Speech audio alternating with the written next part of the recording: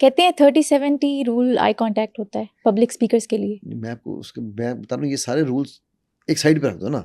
मैंने तो simple rule दे दिया। आप 100% आई कांटेक्ट में, हर बंदा समझेगा 100%। अच्छा, आपको पता स्टेज पे खड़े होने की भी टेक्निक है। आपके पैर कहाँ होने चाहिए। अगर आपकी ऑडियंस सीधी बैठी है बिल्कुल सामने, 90 डिग्रीज पे आप लोग खड़े हैं, ठीक है, सॉरी 90 कह रहा हूँ, 180 डिग्रीज पे खड़े हैं सामने जी। तो आपके दोनों पैर यूं पॉइंटेड होने चाहिए टूवर्ड्स द पब्लिक। अच्छा। अगर आपकी ऑडियंस 270 पे बैठी है, ये है सेमी सर्कल है, तो आपके पैर यूं होने चाहिए। ठीक है। अगर आपकी ऑडियंस यूं बैठी है तो आपके पैर यूं होने चाहिए। एक इधर बैठे, एक इधर बैठे, तो यूं होने चाहिए एल पे ना। ये सारी टेक्निक, ये पूरी की पूरी stage movements is again a technique. आप जब ये टेक्निक सीखते हैं ना, आप में ऑटोमेटिकली कॉन्फिडेंस आता है, आपका पब्लिक स्पीकिंग का फियर ख़त्म हो जाता है।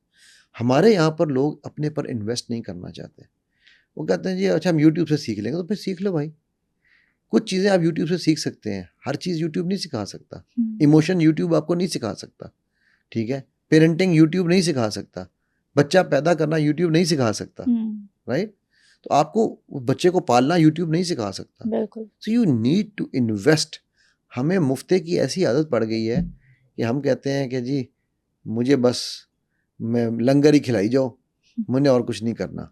मैं एक बच्ची को जानता हूँ, मेरी स्टूडेंट है और गालबन आपके ही इलाके से है। अच्छा। ठीक है। डिबेटिंग की चैंपियन है, डिबेटिंग, डिक्लेमेशन, इंजीनियरिंग यूनिवर्सिटी में पढ़ती थी, उसकी चैंपियन है। अच्छा, आप उससे वैसे बात करो ना तो आपको शायद ये बोलती ही नहीं, इसके मुंह में जुबान ही नहीं है, लेकिन जब वो स्टेज पे चढ़ती थी शी यूज्ड टू फ्लाई, उसको कोई रोक नहीं सकता था। ठीक है। Now she had also had the same apprehension कि यार मैं पब्लिक में जब बोलूंगी तो मुझे लोग क्या कहेंगे, but when she overcome that कि लोग क्या कहेंगे, शी वाज फ्लाइंग। ये जो आपने रिसर्च की बात की है, मैं उसके थोड़ा सा आता हूँ कि उसमें देखो लोगों को ये लगता है कि जब हम स्टेज पर आते हैं, why they have a fear of more than death, तो हमें लगता है, उनको लगता है कि हमारी रूह निकल जाएगी, हमारा सांस रुक जाता है। ये एंग्जाइटी के सिम्टम्स हैं, ठीक है। ये वो सिम्टम्स डेवलप होते हैं। अगेन ये सिम्टम्स भी लोगों ने सुन सुन के डेवलप किए हैं। आज से 20 साल पहले अगर मैं आपसे कहता कि यार आपका हमने ड्रामे में लेना है, आप यहाँ पे एक पॉडकास्ट करनी है, 20 साल पहले, तो क्या आप या आम बच्चे जो सड़कों में फिर रहे हैं, क्या वो आगे कैमरे के सामने बैठ सकते थे इस तरह? बिल्कुल भी नहीं। अच्छा, मेरा एक मसला था, मैं बचपन में बहुत शाई थी, बात तक नहीं कर सकती थी लोगों से, और अब देखिए मैं आम लोगों से किस तरह से, जनरल पब्लिक से बात कर रही हूँ। ये चीज़ पता नहीं कैसे मेरे अंदर चेंज आई, क्या हुआ मुझे खुद समझ नहीं आई। जब आपको अपनी समझ आई होगी ना, तो ये ऑटोमेटिकली चेंज आ जाती है। ठीक है।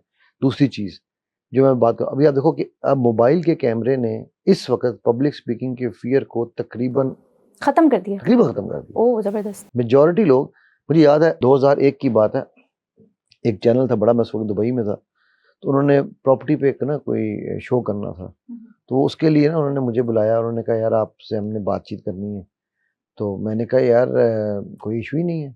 तो कहने लगा, प्रोड्यूसर मुझे कहने लगा कि नहीं हम ना पहले चाहते हैं, क्योंकि कैमरे के सामने आके बड़े बड़े जो है ना वो घबरा जाते हैं, फन्ने खान ख़त्म हो जाते हैं। ठीक है।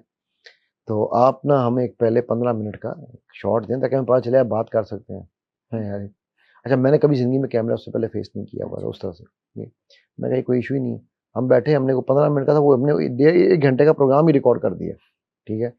कहता है यार आपने पता ही नहीं चलने दिया, आप कैमरे के सामने बैठे हुए थे। लेकिन मैं बड़े बड़े नाम उसने मुझे फिर लेके गिनवाए। कहता है ये सब वो नाम है कि जिनको हमें हर 10 मिनट बाद ठंडा करना पड़ता था, पसीने छूट जाते थे उनके। ठीक है। अब हुआ क्या उससे मतलब आज अगर वो किसी भी बच्चे को उठा लें, किसी को भी कर लें, अब वो डिसेंसिटाइज हो गए। कैमरा क्या है यार, मोबाइल का कैमरा ही है ना, वो भी कैमरा, ये भी कैमरा, हमने बात ही करनी है और हमने करना क्या है। ठीक।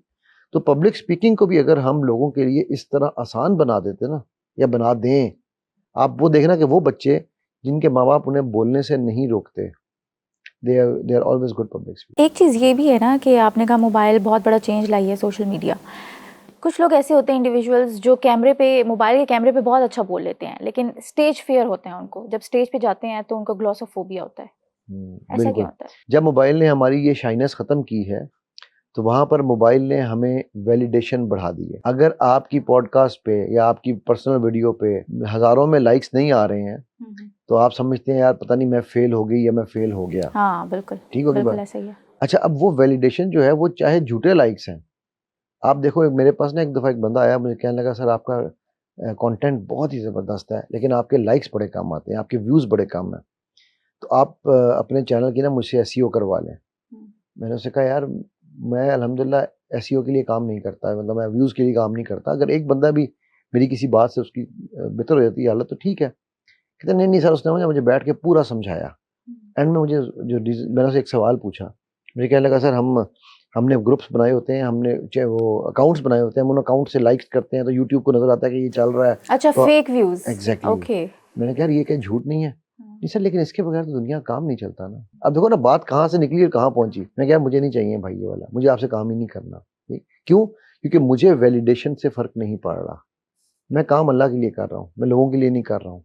इज्जत मेरा रब देता है, शोहरत इंसान देते हैं, इसीलिए शोहरत छिनती है, इज्जत नहीं छीनती। इज्जत नहीं जा सकती। हम्म। ठीक है। हाँ, उस पे लोग दाग डालने की कोशिश करते हैं, बार बार करते हैं, लेकिन जिसको रब ने इज्जत दी हो ना, वो जब शोहरत के पीछे भागा है, आप देख लेना, जिसको रब ने इज्जत दी है और वो शोहरत के पीछे भागा है, वो मुंह की खा के गिरा है। क्योंकि वो है ना, धोबी का कुत्ता ना घर का ना घाट का। ठीक है। बिल्कुल। पब्लिक स्पीकिंग का जो फियर उन लोगों में आता है, जो अब वो कैमरे ने आइसोलेशन भी दी है आपको, जो इसके नुकसानात है ना, मोबाइल कैम ने आपको एक आइसोलेशन दे दी है कि यार आपने अपने घर में नीचे चाहे आपने धोती पहनी हुई है, आपने जनाब बेहतरीन वीडियो बनाई और वो अपलोड कर दी। अच्छा, वो वीडियो में अल्फाज भी आपके नहीं है, इसका पकड़ा उसका पकड़ा, समीरा ने कहा, अली ने कहा, फलाने ने कहा, इसने कहा, उनको जोड़ जाड़ के आपने एक वीडियो बना दी। ठीक है। अब मैं वो अक्सर ये बातें कहता होता हूँ कि मुझे ना कुछ चैनल्स वाले लिखते हैं मोटिवेशनल स्पीकर, तो मैं कहता हूँ भाई ये मेरे हाथ देखो, मुझे पत्रीवेशनल बनाओ, मैं मोटिवेशनल नहीं होना चाहता। ओके। ठीक है। हाँ। क्योंकि मोटिवेशन सिर्फ मेरे रब की और उसके बाद मेरे नबी सल्लल्लाहु अलैहि वसल्लम की ज़ात है। ठीक है। उसके अलावा दुनिया में किसी मोटिवेटर को मैं नहीं मानता। तो मैं कहता हूँ यार कि आप मुझे ये जब हम यानी मेरे का मकसद है, जब हम इस तरह के इमेजेस दे के, इस तरह की चीज़ें दे के लोगों को हम उठाते हैं, गिराते हैं और उनको कि जी ओह ये तो बड़ी बोलने वाले हैं। अब आप देखो कि मेरे पास ऐसे-ऐसे मोटिवेशनल स्पीकर आए हैं जो खुद डिमोटिवेटेड हैं। नाउ कंटेंट उनका आप देखो तो मैं कई बार परेशान होता था, यार क्या कंटेंट है यार, क्या काम कर रहा है बंदा, लेकिन अंदर से आके बिल्कुल खोखला। एक मैं नाम नहीं लेता, एक बंदा काफ़ी मशहूर नाम है वो भी। ठीक है। वो सोशल मीडिया पे आप उसको देखो तो आपको लगेगा यार ये तो भाई बंदा ही ऐसा है, फिर इसके पीछे होना चाहिए मुझे। वो जब मेरे पास आया तो he was almost on the verge of breakdown, nervous breakdown पे था वो। ठीक है। क्योंकि अपना कुछ नहीं था ना, खोखले था। खोखला था। ठीक है।